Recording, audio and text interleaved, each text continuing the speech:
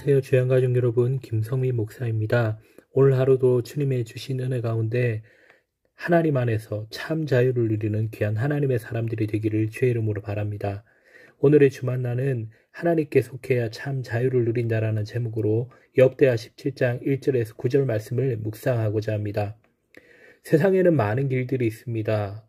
어떤 길을 가느냐에 따라 목적지에 잘 도착할 수 있습니다.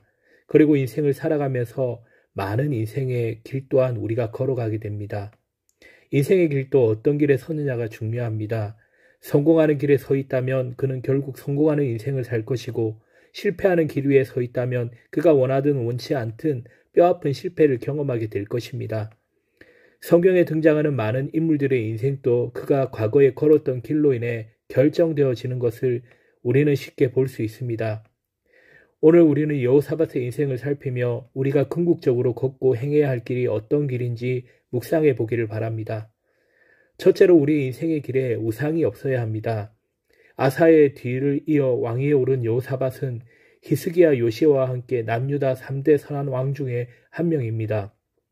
물론 하나님의 보시기에 완벽한 인생을 살지는 못했지만 대체적으로 하나님을 경외했던 왕이었습니다. 그는 왕위에 오른 직후 남유다를 강성한 국가로 만들었습니다. 유다의 모든 성읍들마다 군대를 파견하여 적들에 의해 쉽게 함락되지 않도록 방어지를 구축했습니다. 경제와 안보의 안정으로 인해 유다 백성들의 삶은 풍요로워졌습니다. 물론 이 모든 일은 전적으로 하나님께서 함께 하시기에 가능했습니다. 그렇다면 하나님께서는 왜 여호사밧 시대에 남유다를 이토록 축복해 주셨을까요? 바로 여호사밧이 하나님을 기쁘게 하는 정책을 펼쳤기 때문입니다. 그가 왕이 된 후 10년을 기울인 일이 바로 우상을 없애는 것이었습니다. 6절 말씀을 보면 그가 전심으로 여호와의 길을 걸어 산당들과 아세라 목상들도 유다에서 제거하였더라라고 말씀합니다.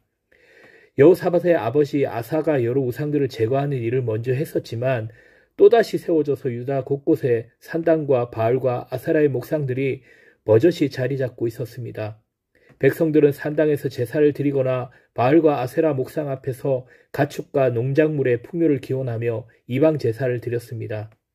여호사밧은 영적으로 혼미했던 유다 지역을 전심을 다해 영적으로 거룩한 지역으로 달바꿈시킨 것입니다. 하나님께서는 우리에게 거룩을 원하십니다. 하나님의 사람들을 부르실 때 그것을 요구하셨습니다. 그렇습니다. 거룩은 하나님의 크신 은혜와 능력을 경험하기 전에 성도의 삶에 필연적으로 우선해서 요구되는 것이라고 할 수 있습니다. 여호사밧은 개인의 거룩뿐만 아니라 유대 지역 전체를 거룩하게 하여 하나님께 올려드린 것입니다. 성경 기자는 이러한 여호사밧을 다윗의 처음 길로 행하여라고 표현합니다. 다윗은 이스라엘의 2대 왕으로 하나님의 마음에 합한 자라 칭함받은 유일한 왕이고 하나님은 후대 왕들의 표본 잣대로 삼으셨습니다. 다윗은 거룩에 집중하는 왕이었습니다. 여호사밧은 바로 그 다윗의 길로 행했던 것입니다. 우리도 다윗과 여호사밧처럼 내 삶 속 깊숙이 스며든 각종 우상들을 척결하며 하나님께 나아가야 합니다. 여호사밧을 축복하신 하나님이 우리에게도 함께 하실 것입니다. 둘째, 말씀을 더 가까이 하고 삶의 기준이 되어야 합니다. 여호사밧이 유다를 통치한 지 3년에 나라가 안정기에 접어들었고 동시에 우상 척결 사업도 마무리됩니다. 그 무렵 여호사밧은 특별한 일을 준비합니다. 방백, 레위인, 제사장을 포함한 몇몇 사람들을 왕실로 호출하고 그들에게 특별한 일을 맡겼습니다. 그리고 그들을 여러 성읍으로 파송했습니다. 과연 그들이 왕에게 받은 일은 무엇이었을까요? 그들이 여호와의 율법책을 가지고 유다에서 가르치되 그 모든 유다 성읍들로 두루다니며 백성들을 가르쳤더라고 9절 말씀에서 말하고 있습니다. 바로 율법책을 백성에게 가르치는 일이었습니다. 율법은 단지 종교적인 제2 영역에만 국한하지 않고 국가 전반의 기준과 모범을 제시하는 법과 제도의 기능까지 담당했습니다. 이스라엘 백성들은 율법 안에서 선과 악을 구분했고 율법을 통해 안전하면서도 풍성한 삶을 누릴 수 있었습니다. 하지만 다윗 왕 이후 많은 왕들이 이 율법을 무시하고 당시 신문물이라 여겼던 이방 나라의 법과 제도를 도입해 이스라엘을 통치하려고 했고 그로 인해 이스라엘은 종교, 정치, 경제, 문화, 민생 등 국가 전반에 걸쳐 파국으로 치닫게 되었던 것입니다. 여호사밧은 하나님의 말씀, 율법에 민족의 운명이 달려있음을 익히 알고 있었습니다. 그래서 율법에 무지한 백성들에게 다시금 율법을 가르치고 자녀 세대에게 전수하기 위해 지방 곳곳에 파송했던 것입니다. 지식과 정보화 시대를 살아가는 우리들에게 진정으로 필요한 것은 또 다른 새로운 정보가 아니라 모든 것을 초월하신 영원하신 하나님의 말씀입니다. 그 말씀을 묵상하고 순종할 때 하나님의 언약이 내 삶을 통해 성취됩니다. 그 말씀이 나를 살리고 내 주변을 살립니다.